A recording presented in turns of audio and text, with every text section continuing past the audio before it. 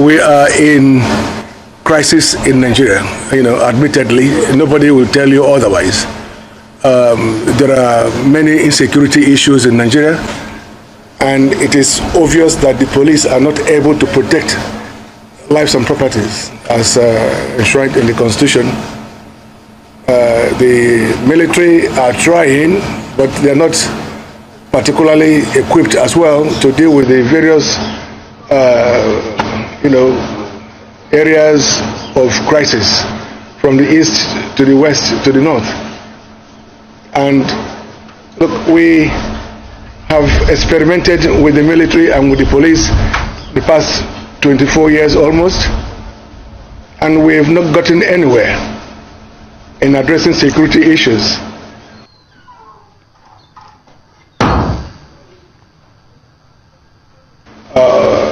Other religious groups bandits or kidnappers in the north of Nigeria, but I'm talking about armed robbers. Armed robbers that are now beginning to terrorize Abuja residents. Armed robbers that are beginning to terrorize Deltans and just across the nation. So you tell me, how many Nigerians who have the privilege of having police support at home? First of all, we have no national known emergency numbers where people can easily call in the event of an attack. There are just too many crises in Nigeria, and that the only way we can possibly begin to reassure the citizens that the government mean well is to enable them to defend themselves. Citizens should be able to defend themselves. At the moment, kidnappers, armed robbers can stop on any highway with just one gun or two guns, and tell everybody, 30 people, 100 people, come down and follow me, just because they have a gun. They can treat them anyhow, they can kill them. But I think that all we just need to do that enables every citizen who goes through some stages of clearance to be able to carry arms. It is done in America, it's done in some other countries. I'm not advocating that everybody and anybody should carry arms, no, but those who are capable, those who are able should be able to carry arms. And look, for you to pass the test, there's a test for you to go through, about 4 of them. One, you must be able to show that you are a member of a shooting club. There are few shooting clubs in Nigeria, but with this law, there will be many more shooting clubs all over. In the university I've just built here, my sports university, shooting is one of the sports as a game. And so we'll be teaching people how to shoot. It's a shooting range. So I expect to have shooting ranges all over the country. Again, of course, this will create jobs. But it will mean that anybody who wants to get a license to have a gun should get a certificate from a shooting range school, number one. Number two, the king of your town should be able to confirm who you are. Should be able to back you up, to write a testimonial, as it were, that they know you, they know your character, they know your family. 3, the DPO should be able to do a check on the person applying and to be able to confirm their suitability. And more importantly, we should also get from the local government chairman, who should confirm who the person is. Again, it's like a double check. And lastly, there should be a medical report from doctors. So every person who is applying should get 2 medical reports from doctors who have known them for long, who is the family doctors, that they are fit and proper to be licensed to carry guns. And so we need this to be done to be able to enable individuals to defend themselves. The military and the police are not able to defend ordinary Nigerians. How many people, as I said before, have the privilege of having police or soldiers around them? Ordinarily, this shouldn't be the case. Why should anybody who is a senator or a governor or House of Assembly member, be carrying, have police and military people around them? It shouldn't be. We are in a crisis situation in Nigeria, and this situation requires some drastic measures. And so I just feel that the best way is to make sure that people are given the opportunity to protect themselves and their families. Just imagine armed robbers knocking on somebody's door and you are helpless, you have no arms, you have no defense. Armed robbers will knock on your door and tell you to open the door, and you'll be compelled to open the door, and before your family, they could kill you, they could rape your family, your wife, your daughters. All that has to stop. If you have a gun, and they ask you to open your door, but you refuse, and you shoot into the air, just shoot into the air to scare them away. They will run. They are human beings. Hello, good about SM viewers. This is Satellite Media. Mr. Chinedu Michael. Let us look at what is coming from Senator Nwoko. I'm talking about the senator representing Delta North Senatorial District in Nigerian House of Senate. That is the upper chamber, upper legislative chamber, saying that Nigerians should be given the right to bear arms. And this is saying in relation to constitutional amendments that the law should be amended in such a way that Nigerians of some level, some category should be allowed to bear arms and able to defend themselves against banditry, kidnapping, armed robbery, and the myriad of insecurity ravaging the country. And this is a man who before now have canvassed that the Igbos should be called to the round table, particularly those who are agitating for the sovereign state of Biafra. Let me get with you. Yes, I think his position depends on how he see the security challenges currently now. His position also shows that it looks like, see, the Nigerian military, the Nigerian police, the security community in Nigeria are not able to handle the security challenges for so long now. It has been quite a long time. Nigeria has been battling, to curb the excesses of Boko Haram, Fulani herdsmen, herders, farmers clash, this and that, killing, kidnapping. It become very significant, very recently. But if you look at, there was a time somebody like Danjuma, T.Y. Danjuma, made a similar statement that, Nigeria should be allowed to carry arms, and people were saying that Nigeria has not gotten to that level, of bearing arms, because it definitely is going to spill over, it's going to go out of control, and people will start using it indiscriminately. Before you know it, they'll start talking about gun control, stuff like that, and all those kind of things.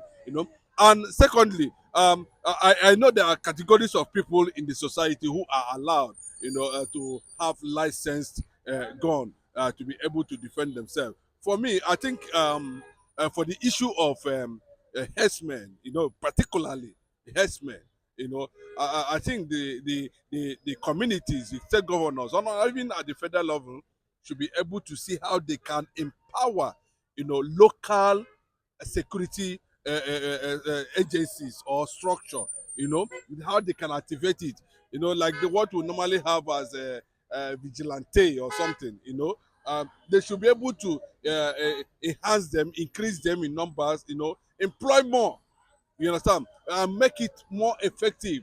Because if you, of course, most of them are getting armed now, but if they can do that, at least it is going to go a long way. But for in a situation where you are you're saying that everybody should, be allowed to, even if it's for some category of people, I don't think Nigeria is yet ripe for that kind of situation now, because Nigerians have a deep reservation. Okay, let me try to bring in some of the criteria he read out. He talked about medical examination of anyone that we apply to ascertain whether that person is in the right state of mind. He talked about the local government ascertaining or giving approval for such person. He talked about the commissioner of police. He talked about the area command to ascertain that that person is of good character. And he talked about the village head, that religious traditional institution to give testimony that this person is of good character in the society. Do you think he's right? For that now, if you are not trained, if you didn't start with that process on time, if you don't belong to that category, where it is like a community or an agency where you are primarily focusing on how to handle security challenges. But if you are going to be based out on logic and philosophy, the state of mind and all that, it will be really really difficult, considering the fact that the mind, a man's mind is feeble. A man can move from left to right within a second, and even if you find out that the man, it has been satisfied that the person is in the right state of the mind at that particular time, as long as it's not within that community, empowered to handle security issues. Anybody can turn to anything at any time, Because of the angle you have dived into, he equally said that he is advocating that there should be shooting range institutions where such person will be trained. He said himself is floating a university, that in his personal university that there's a shooting range where people can be trained on gun handling. Of course, in preparation of that, anyway, that's what I said. That such people need to go through the a process of within the community of learning how to handle it in the first place. Knowing how to control yourself. Knowing what to do at every particular time when it comes to issue of handling some an object that can easily take anybody's life at the slightest provocation and all that. So, but if you are used to that, if you are used to that community, if you are used to that education, if you are used to that agency, over time, you become in charge of yourself. You will know how to control it yourself, and you know what to do at any particular time. But if you see this one that anybody can go to a shop and bribe a local government chairman or commissioner of whatever, or police or whatever, at the end of the day to pick on, my brother, I don't think, in honest truth, Nigeria is actually qualified for that now. It might be something that can, it might be something that can happen in the nearest future or thereabout. But for now, I think it should still be in the pipeline. Okay, if you feel Nigeria is not ripe and qualified for it at this point, you admit with me that the insecurity is everybody's concern. And we had a situation where under Muhammad Buhari, Southwest states came up with Amateku, and the Amateku were not allowed to bear some level of arm, because we understand that the Office of National Security Advisor reserved the right to give end user certificate that enables one to bear AK-47, AK-49, as the case may be. And these are the necessary weapons that are needed to combat that level of crime. Seeing that this is the situation, Nigerians are at the mercy of kidnappers, bandits, name it. What do you think is the way out? Yes, if you look at that, I think most of the things has to do with legislation. How state legislate, how federal government legislate on issues like that, and how local government was able to also do their own bit. But the most important thing that we must look at is in trying to have reinforcement, trying to have more people within that sector that have gone through the process of training, outnumber, having a good number of them, especially at the local level, at our forests, at our this, we should be able to have security agencies, that is bordering on those issues. One is forest security, vigilante. We create them and fund it.